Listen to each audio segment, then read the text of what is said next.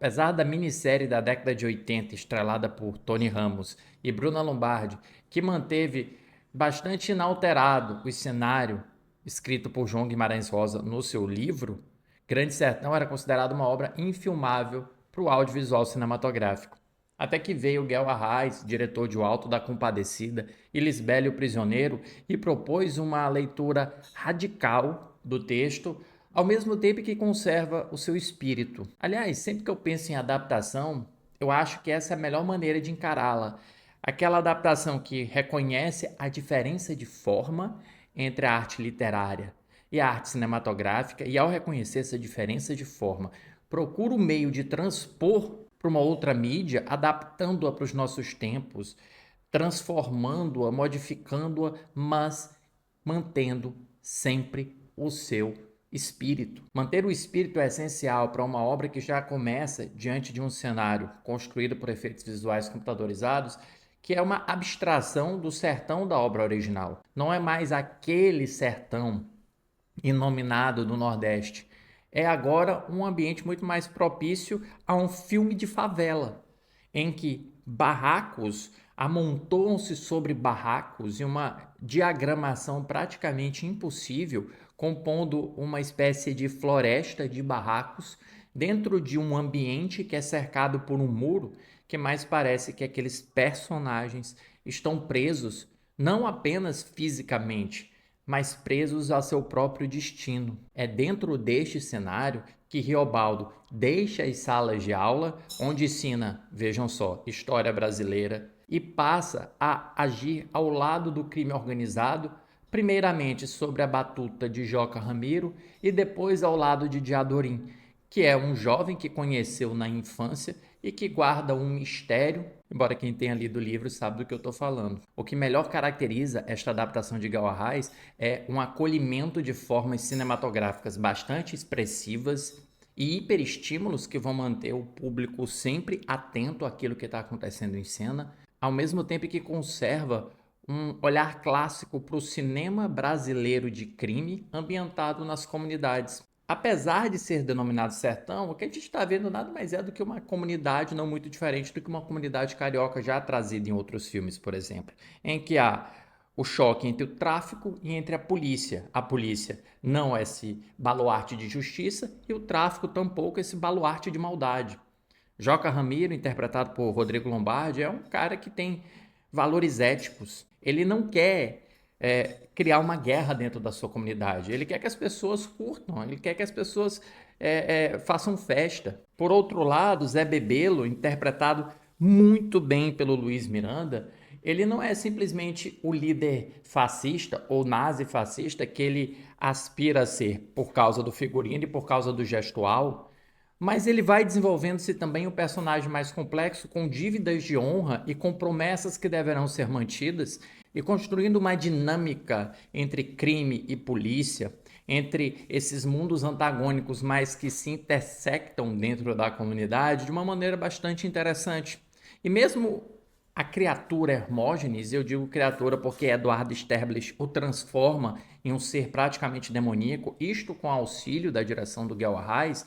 por mais que ele seja maniqueísta, ainda assim ele também conserva uma tridimensionalidade na maneira com que ele guarda respeito a Joca Ramiro. Mas o filme é mesmo sobre este professor Riobaldo que no futuro conta para nós o que aconteceu no passado. Então, depois de dar aula de história no colégio, ele passa a ser um historiador cinematográfico. E é interessante que essa forma de contar é praticamente como se fosse um documentário, como se o personagem estivesse não olhando para a câmera diretamente, mas estivesse olhando para um interlocutor e contando e narrando sobre a história do que estava acontecendo naquele passado, misturando suas lembranças e suas memórias com aquilo que de fato nós enxergamos com os nossos olhos. E por falar nos hiperestímulos utilizados por Guel Arraes, ele mantém uma fotografia muito próxima do rosto dos personagens, reduzindo a profundidade de campo, de maneira que nós enxergamos nunca a ação completa. A gente sempre assiste a fragmentos da ação, como se não tivéssemos nem a visão geral de fato do que está acontecendo, ao mesmo tempo reduzindo aquele espaço em que os personagens podem se movimentar, criando uma espécie de claustrofobia. Junto a isso, você tem uma montagem que é muito intensificada, em que uma mesma cena é filmada por vários ângulos diferentes, esses ângulos se comunicam entre cortes muito rápidos, mas que não são necessariamente incompreensíveis. Eles passam a sensação de que nós estamos vendo um movimento muito intensificado, uma aceleração de vidas, pessoas que estão sempre vivendo aquele presente, aquele imediato, mas ao mesmo tempo ele não torna a geografia da cena, ele não torna a ação confusa.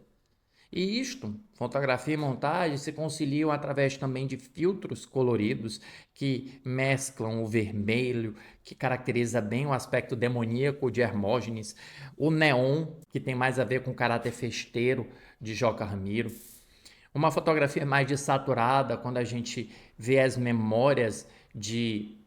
Adorim e Reobaldo, e ao mesmo tempo, para concluir tudo isso, você tem ainda um trabalho de som muito interessante que dá vida àquela comunidade. Todos os filmes deveriam poder ser vistos no cinema, até mesmo aqueles em que parece não acontecer muita coisa, em que parece haver mais um retrato do cotidiano. Mas há filmes que merecem mais ser vistos no cinema, porque aquela experiência de áudio e de som amplifica a pretensão do artista. E eu acho que Grande Sertão é um ótimo exemplo. É um filme que tem uma linguagem visual bastante criativa, bastante intensa, ao mesmo tempo que conserva o espírito da obra literária, mantendo os diálogos como se fossem diálogos declamados, como se fossem diálogos soltos dentro de uma peça de teatro. Cria um contraste entre uma forma moderna e uma forma de expressão clássica,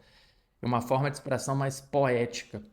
Isso enriquece o filme. E isto eleva as atuações para um outro nível, porque o discurso feito pelas bocas dos personagens parece não conciliar com as ações que são feitas pelas suas mãos. Dentro de um filme que cria imagens que vão ficar marcadas, muito marcadas na memória, não apenas essa floresta de barracos que abre as portas deste sertão de Guel Arraes, como, por exemplo, o quadro da sala de aula que é escondido atrás de uma parede, como se fosse necessário quebrar a parede para ensinar as crianças. É um filme cheio de boas decisões, algumas dessas decisões parecem até extrapolar, mas é um filme que tem muita ambição. E eu prefiro filmes que têm tanta ambição e erram no processo do que filmes que não ousam, não arriscam, porque a forma do cinema está aí para isso, para você utilizar todos os departamentos para tentar criar uma obra que dialoga com o espectador e que dialoga com a essência do que se está narrando e, nesse caso, do que se está adaptando.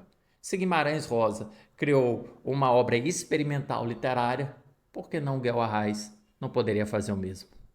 Para Grande Sertão, eu dou 3 estrelas e meia em 5 e recomendo fortemente que vocês assistam nos cinemas.